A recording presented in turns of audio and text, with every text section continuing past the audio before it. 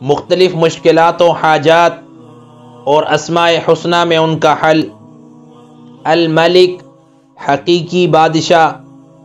اللہ تعالیٰ کے اس اسم مبارک کی خصوصیت یہ ہے کہ جو شخص اس اسم کو اسم القدوس کے ساتھ ملا کر یعنی الملک القدوس پابندی سے پڑھتا رہے گا تو اگر وہ صاحب ملک و سلطنت ہے تو اللہ سبحانہ و تعالی اس کی ملک و سلطنت کو قائم رکھیں گے، اور اگر وہ صاحب ملک و سلطنت نہیں تو اس کی برکت سے اس کا اپنا نفس مطیع اور فرما بردار رہے گا، اور جو شخص اس کو عزت و جاہ کے لیے پڑھے گا تو اپنے مقصد میں کامیاب ہوگا۔ اس بارے میں یہ عمل مجرب ہے۔